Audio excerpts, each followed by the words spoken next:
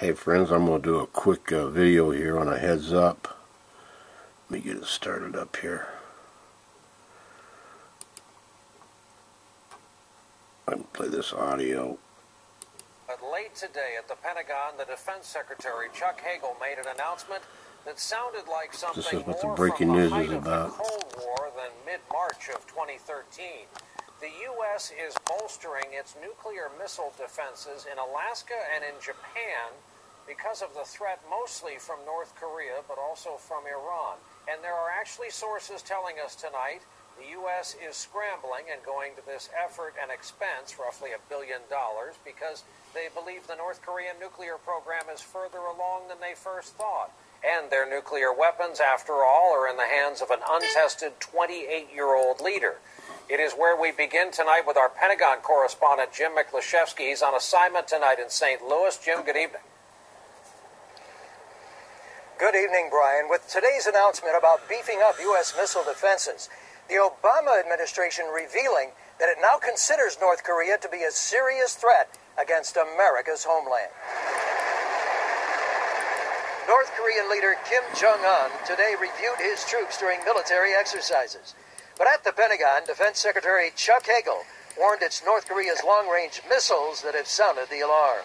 But North Korea in particular has recently made advances in its capabilities and is engaged in a series of irresponsible and reckless provocations.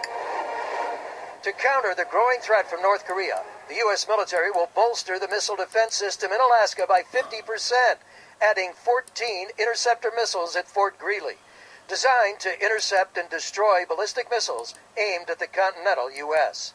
The U.S. military will also install an additional high-powered radar in Japan to improve early warning capabilities. But why the deep concern now?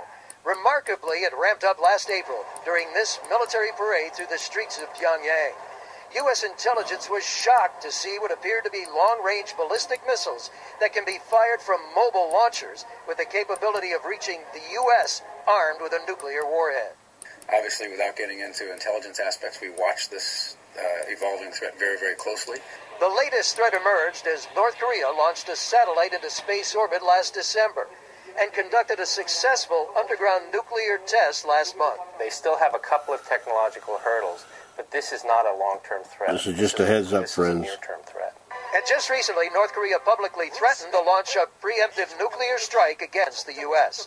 But as the U.S. military strengthens its missile defenses, Kim Jong-un was personally warned today, don't even think about it. We believe that this young lad ought to be deterred by that, and if he's not, we'll be ready. It'll be 2 to 3 years before that entire missile system in Alaska is up and running.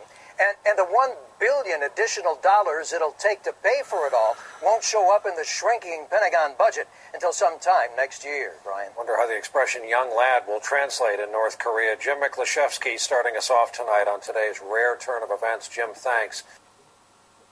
Well, there you go, folks. They just shut down everything on the Gulf down there as far as the missile defense, and now they got this activity running.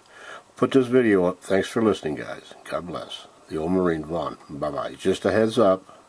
Nothing else to worry about, I don't believe. We'll just have to keep our eye on this one. Bye-bye.